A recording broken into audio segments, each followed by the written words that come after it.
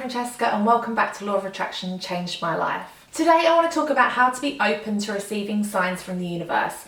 Signs from the universe are a reassurance that we are on the right path and they can be used in decision making. If you are trying to manifest something or you are trying to come to a decision in your life about something, you can ask for a sign from the universe. So if you're thinking in your mind like, I just really want to quit my job, I fucking hate it, I want to go and start my own business selling bondage wear, who knows, cupcakes. I don't know why I thought bondage wear, like what does that say about my life that that's the first thing I thought of? So for a lot of people, they will pick the same thing as their sign.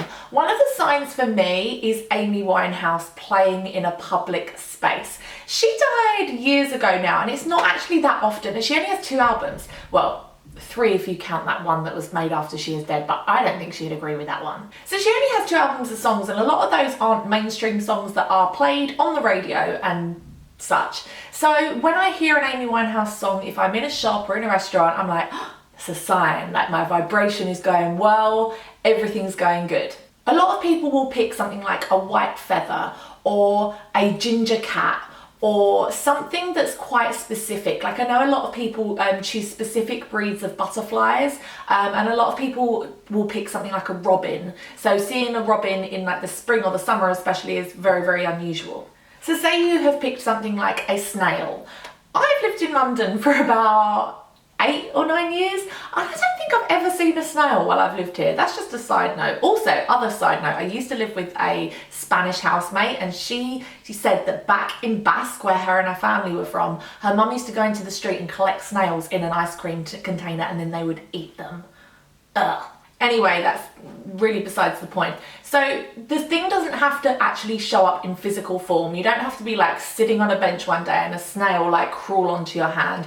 It can come in the form of receiving a greeting card and it has a snail on it, or seeing a top in a shop and it is like got all like snail. I don't know why it have all snails on it, but you know what I mean? It doesn't have to come in the exact form of a physical snail.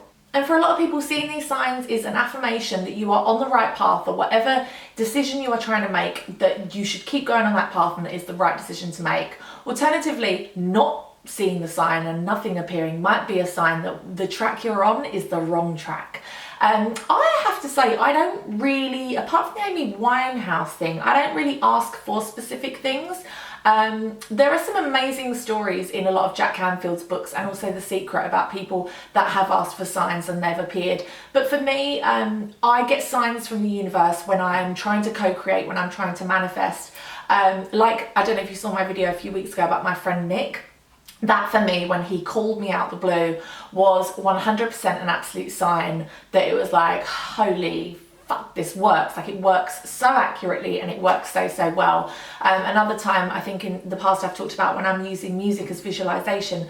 I wrote a book back in 2008 and I had a BBC documentary called Rags to Riches made about it, and a song that I had been visualizing to throughout the entire book writing process, I mean really right from the start, when they played a montage during the documentary of me like signing books and going to parties and all this kind of shit, it was that song, and that for me was a massive sign from the universe that was like, this works. Oh, sorry.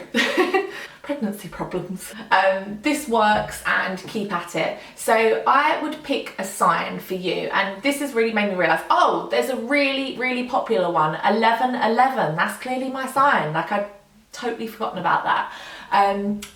Guys, you're gonna have to bear with me while I'm pregnant because my brain is like, it's not what it was and I literally can't remember shit. So yeah, 1111 is my sign. All of the ones is a sign of angelic intervention and angelic guidance, and that is something that I see a lot of. I put a lot of things like that on my Instagram. If you don't follow me, it's at Law of Attraction Changed My Life.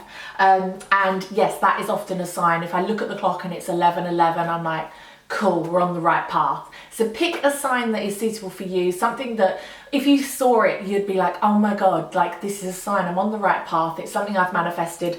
For some people, it could be a particular flower, as I said, a particular butterfly or something, and it will really help you in your co-creation with the universe. By the way, don't try and make signs fit. If you are looking for a snail and then a load of slugs turn up, don't try and make it fit. When a sign comes to you, it will be crystal clear and it will be beyond doubt that you know, it'll almost take your breath away. Like that, I've had a lot of moments in the law of attraction where I'm like, oh my God, like this works. And that should be the feeling that you are aiming for. It shouldn't be anything too vague. It shouldn't be like, I want to manifest seeing a Primark. Bitch, you're gonna see a Primark in every street corner. Anyway, I hope this video was helpful for you. I make new videos every Friday, so if you haven't subscribed already, please do. Unless you don't like it, then clearly don't. You don't need this in your life if you don't like it.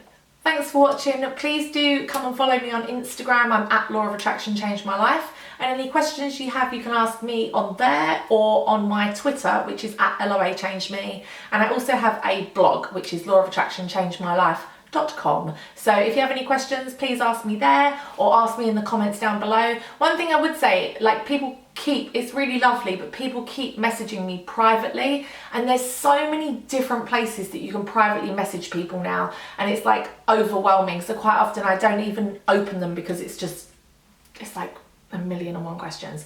So if you put them in the comments, especially here, not only can everybody see, but also other people do help out. I really feel like we're building like a little tribe here. We're like a little community, and people often do answer questions when I'm tardy to. So yeah, so don't be afraid to ask a question out loud. Thank you for watching, and I'll see you next Friday. Bye.